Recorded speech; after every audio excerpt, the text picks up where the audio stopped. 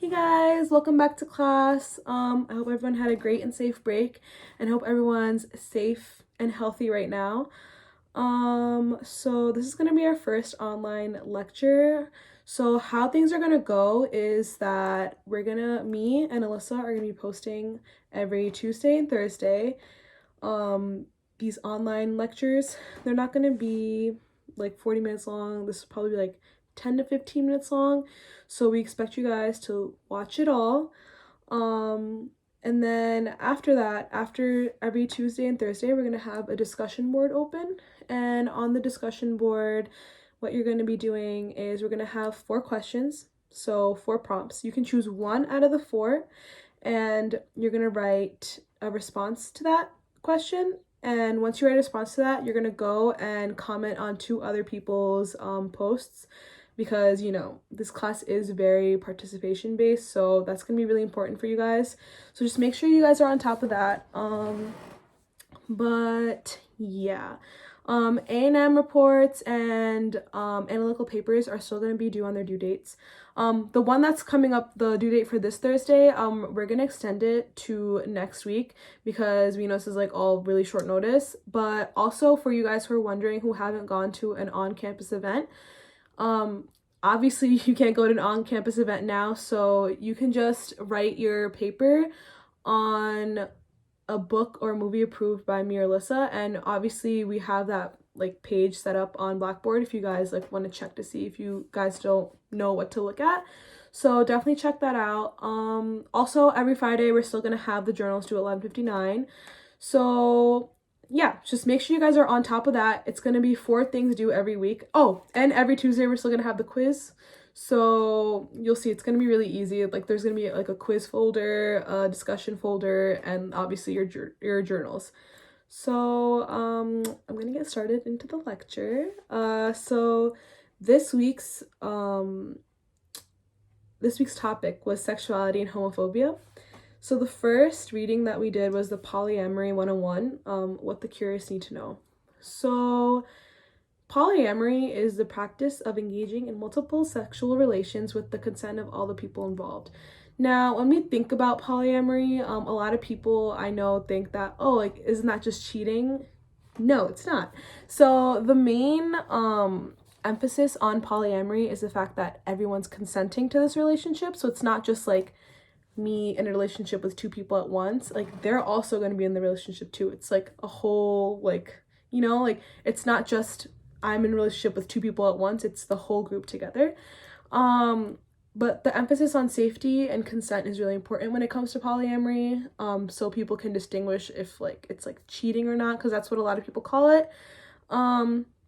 So this challenges this idea that sexual relationships can only be between 2 people.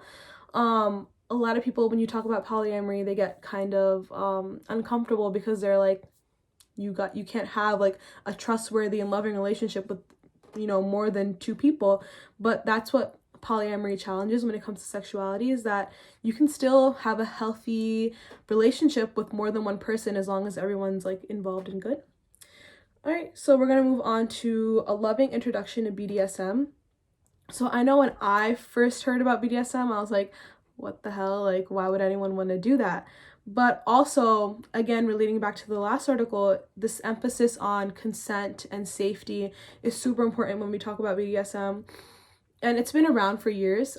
In the article, it talks about how the Kama Sutra, which was written in 300 AD, it talks about like spanking and all of that. So it's not something that's been that's not something that's new. It's always been there, but people don't talk about it because people are uncomfortable.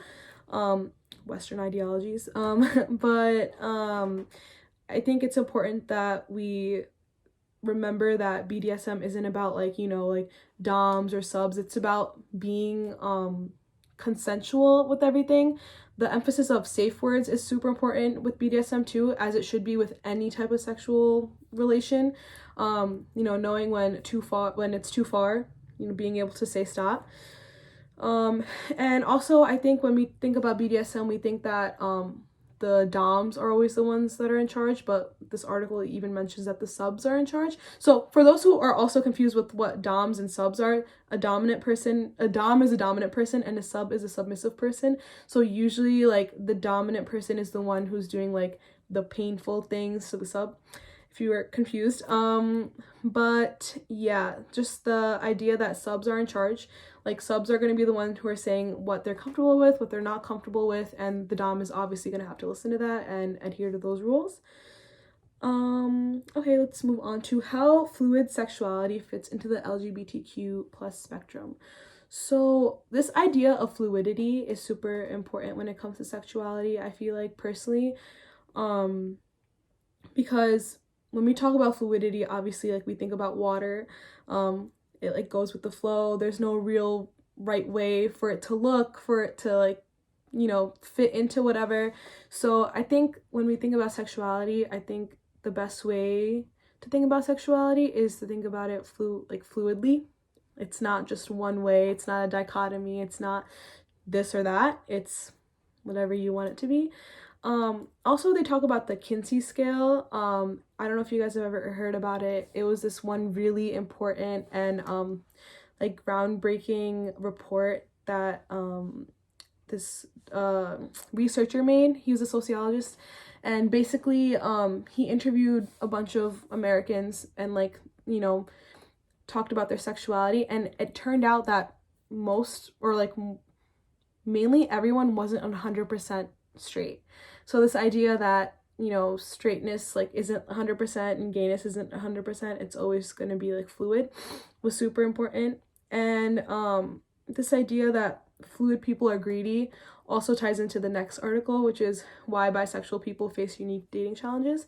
So, calling people greedy for being able to love whoever they want is problematic, because why do you care? Like, as long as they're not being toxic about it, it doesn't really matter. So the next article, why bisexual people face unique dating challenges.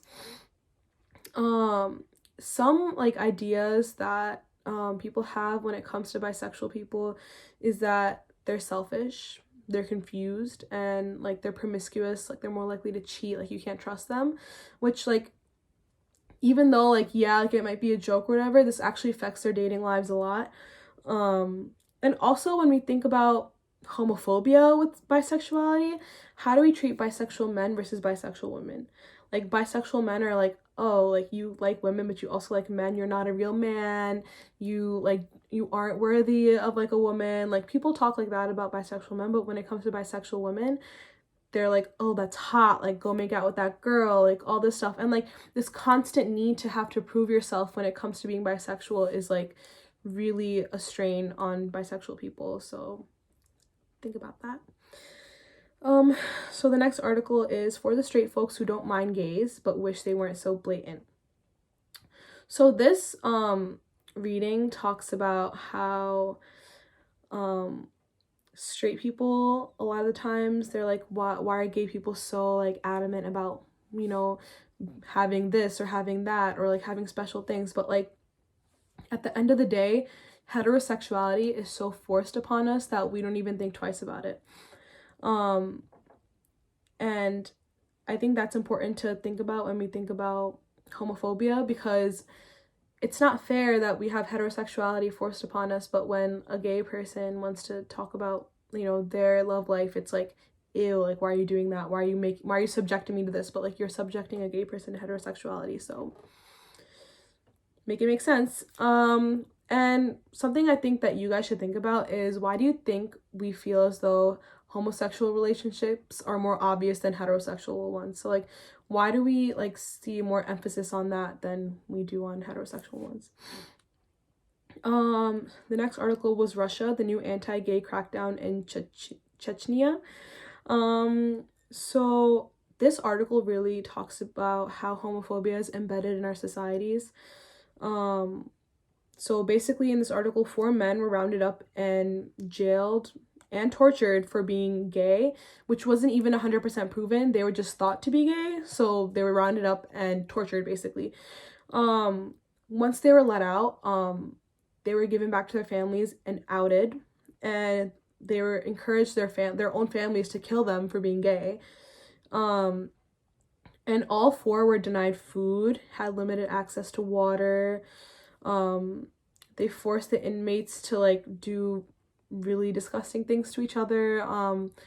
But when we think about homophobia, we just think, oh, like slurs or like whatever, but like it leads to things like this. Like it might not be in the US, but it's happening around the world. So think before you speak, think before you act, when it comes to homophobia, because it all does snowball into things like this, which hurt people and like ruin their lives. And then the last article is temporary housing and LGBTQ intimate partner violence. So, in this article, we noticed that LGBTQ people are more likely to face intimate partner violence because of how society outcasts them. So in this article, there's the story of Ramel Johnson, and this is a fake name, obviously, but basically Ramel, he called 911. He was stabbed multiple times by his partner, and because they had an altercation. And when it came time to, testify against his partner in court, he didn't do it. And when he was questioned why, it was because he didn't have anyone else to go to. It was either staying with someone who could potentially murder him or facing homelessness, like, not being secure with, like, their own safety. So they're like, what does he have to choose between? Either someone who's going to be toxic and, like, want to kill them, or being homeless on the street, not having safety, things like that. So it's really sad to think about because it's a lot more common than we think. I know personally for me, like, it hits home. Like, I know a few people, like, I know a person who is dealing with this, and it's hard because how do you help that person when their own family, their own friends can't do anything or like won't do anything? I think one of the most or like the part that like stood out to me, like one part in the reading, was that most of the victims I advocated on behalf of were terrified to not only leave their abusers but also to testify against them. They feared retaliation, social outing, and stigmatization, and social services involvement in their families. More often than not, when faced with the immensely difficult decision of whether to cooperate with the criminal prosecution against their romantic partner, they feared homelessness.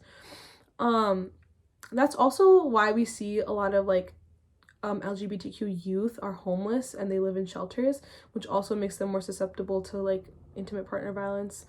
I don't think we realize how much homelessness can affect someone, and like, not having that roof over your head is scary, and not having that safety is scary. So, a lot of people tend to stick to toxic relationships, which is really sad. And just so we know, intimate partner violence refers to physical, sexual, psychological, financial, and or verbal abuse, as well as stalking and using threats and or coercive tactics by a former or current romantic or sexual partner. So like linking it back to homophobia, we can see that since we have homophobia in our society, we don't take care of our LGBTQ like members of society. We let them fall into these systems where they have to deal with, being in an abusive relationship or facing homelessness, which is really sad because they're humans too. All right, sorry, I don't know how to do this. This is weird to me too, so I'm sorry if this is kind of awkward, but let me know if you guys have any questions. You can always email me and Alyssa. Also, me and Alyssa are still going to be having office hours. Just email us if you guys need to talk to us. We'll probably do like either Zoom or group FaceTime or something like that. So yeah, just hope you guys are safe, and let us know if you guys need anything. We're always here. Okay, bye.